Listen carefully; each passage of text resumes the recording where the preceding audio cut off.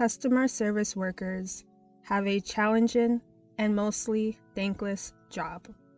Oftentimes, they deal with entitled customers who believe the customer is always right, no matter if they are actually in the wrong, which can lead to instances where they will blatantly disrespect and even at times violently assault workers, leading to their deaths. In this video, I will discuss 4 cases of hardworking individuals who met their demise at their place of employment at the hands of customers.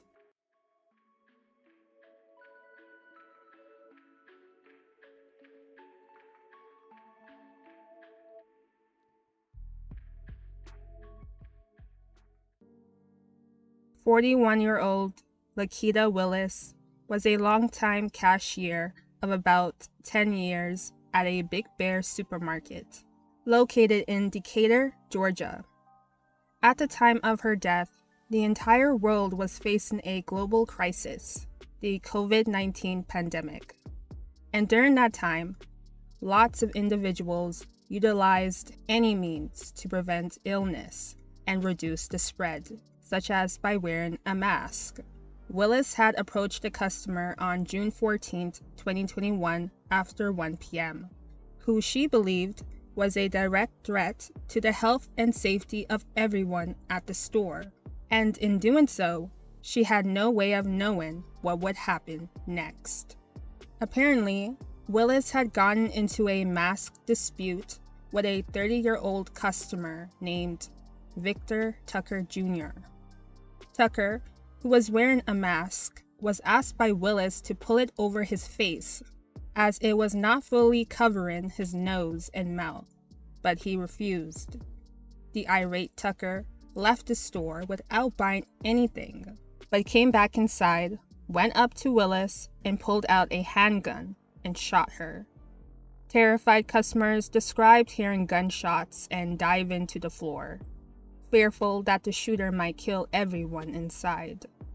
One customer stated, "My life flashed before my eyes, and I said, I'm in a grocery store buying groceries, and I might never see my kids again."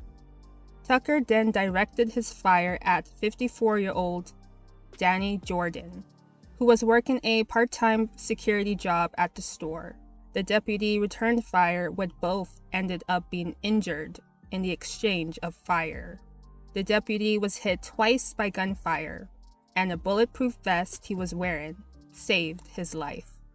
I tried to take cover and looking for him, and at one point he basically came up and ambushed me. That's why I'm looking for him over the drink cooler.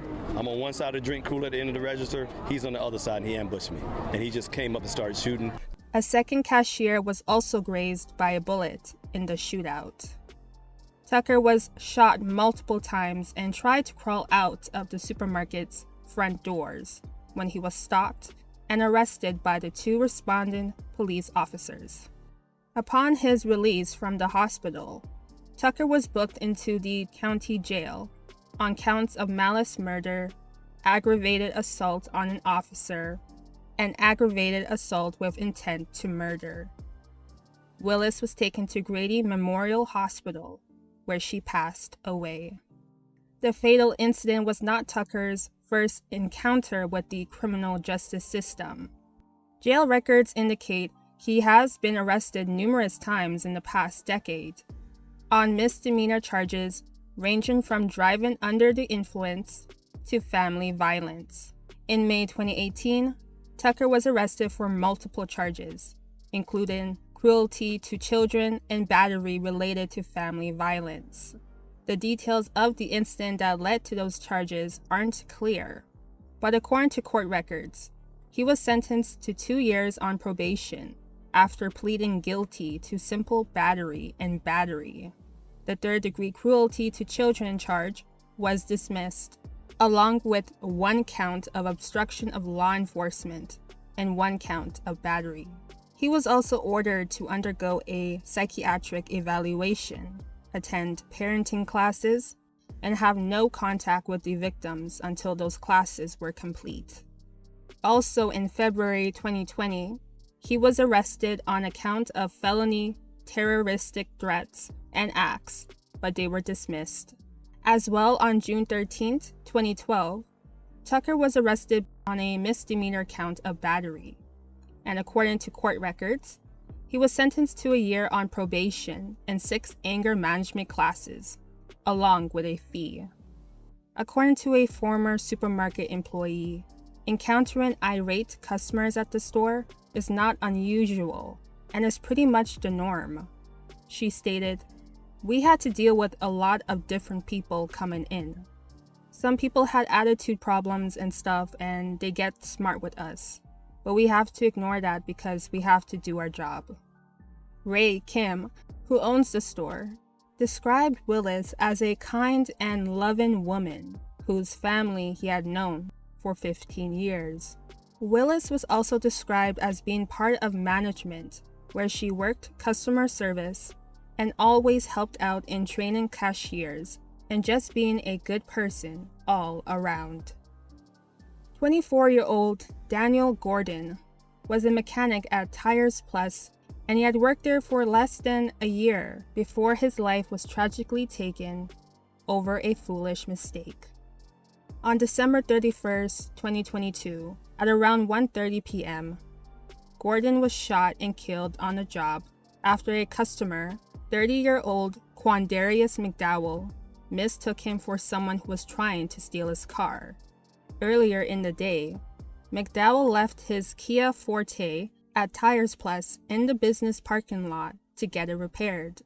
Gordon was checking the brakes and got into the car to test drive it, to complete the brake tests. And when McDowell saw Gordon enter his car, for some reason, McDowell believed that Gordon's intent was to steal his car. And so, McDowell pulled out a Glock 45 9mm handgun and shot Gordon multiple times. And he then ran away on foot. Gordon was taken to a hospital where he later died. Police were able to capture and arrest him and charged him with malice murder. Co-workers of Gordon said they didn't understand how McDowell can make a mistake like that. I don't understand that he saw him in uniform. He's got his bag with the work order in it and everything to test drive the vehicle. Why would you think anything different? If you come to us for help, we're trying to help you.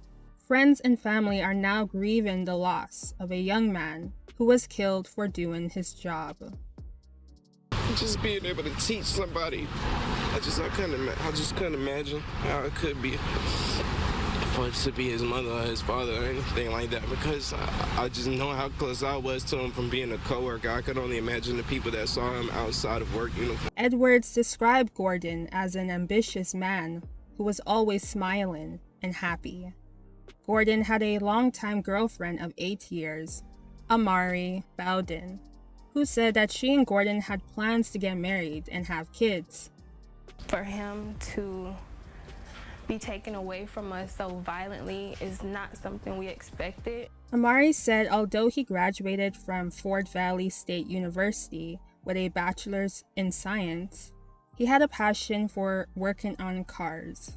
She said that was just something he loved, and he died doing something he loved.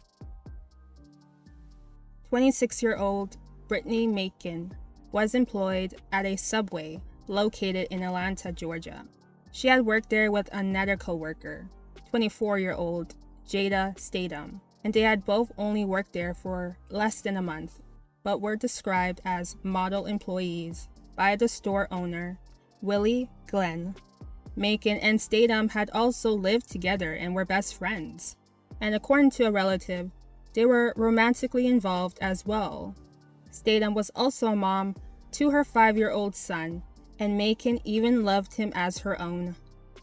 Like all restaurant workers, Macon and Statham had to deal with entitled customers who were unhappy with their food orders, but never had they thought that the phrase, "the customer is always right," would ever be taken to such high extremes. In June of 2022, in the evening, 36-year-old Melvin Williams, who was a repeat customer, had visited the Subway restaurant and had a dispute with Macon, as she was the one preparing the sandwiches. Apparently, Williams was upset with how she prepared his sandwich, as it had too much mayo. Macon had offered to remake it, but Williams refused and was becoming irate. The two girls then called police and asked him to leave, and that's when he opened fire, shooting and killing Macon. Statham had brought her son to work, so she had shoved him underneath the counter before she was shot twice, once in the stomach and once in the back. The store manager, who was on the clock at the time of the shooting, reportedly fired back at Williams, but missed him, and Williams had then taken off. Statham was taken to the hospital, where her wounds were treated, and she survived. After watching his mom get shot, Statham's son now had to go through trauma counseling. Police were able to apprehend Williams when an Atlanta citizen contacted them with info about the suspect that helped identify the women's attacker. Williams was charged with murder, aggravated assault, and aggravated assault with a deadly weapon, third-degree cruelty to children, and possession of a firearm during the commission of a felony. According to jail records, Williams had been arrested multiple times before. Back in 2013, he was arrested on charges of burglary and aggravated assault.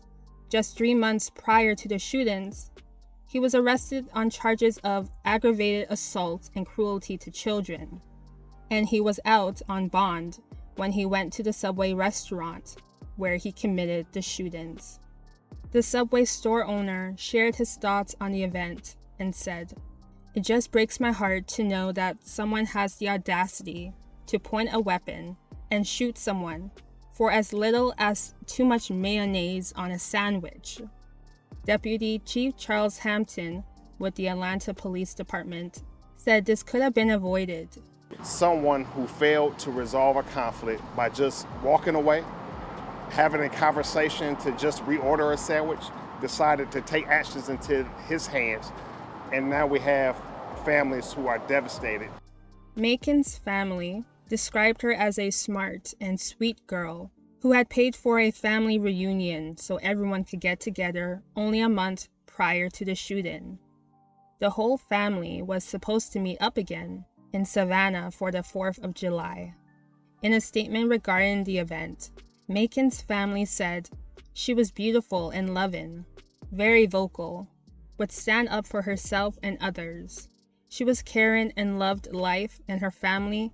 Mental health in the Black community needs to be addressed. It could have been anyone. 23-year-old Matthew Webb was a fast food worker at a McDonald's located in Brooklyn. Now, Webb was not killed directly by a customer, but was killed as a result of a customer's order. You see, what had happened was on a Monday evening, on August 1st, 2022, Webb was working at a McDonald's when 40-year-old Lisa Fulmore visited to order some fries. When she got her fries, apparently they were too cold, so she went up to the workers, including Webb, and complained that her fries were cold and asked to speak to a manager. The fast food workers laughed in her face, and Fulmore was FaceTiming with her son, 20-year-old Michael Morgan, who then came to the restaurant and got into a fight with Webb that spilled out onto the sidewalk. We're told Morgan went to the restaurant and got into an argument with the worker that spilled outside. Morgan is accused of shooting the man in the neck. He remains in critical condition. Morgan was charged with attempted murder and criminal possession of a loaded firearm, and his girlfriend, Camelia Dunlap, had also been charged with weapons possession for allegedly handing Morgan the gun. She was arraigned later on and held on a $50,000 cash bail after she admitted to possessing the gun. Morgan's mom did not face any charges, and she later told the police that her son was acting in self-defense, as Webb was still on the clock when he left the restaurant and went looking for her son following the argument, and that he told her, He gotta do what he gotta do.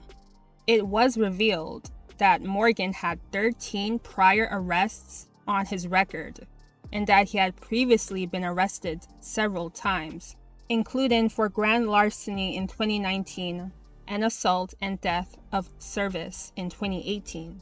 He also has numerous sealed arrest cases.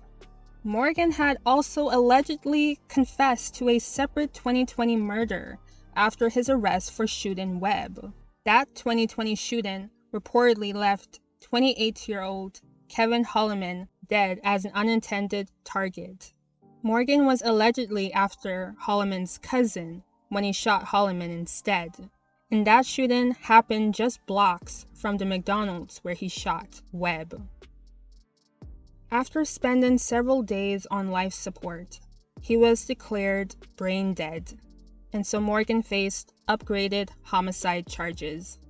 The owner of the McDonald's restaurant released a statement saying, "We are heartbroken by the passing of our crew member as a result of this senseless act, and we are thinking of his family at this time. We will continue to cooperate with authorities as their investigation moves forward." Family of Webb described him as a loving, fun, respectful young man working 2 jobs, putting himself through school. He was an organist at the church, making something of his life as a man, before his life was viciously and senselessly stolen.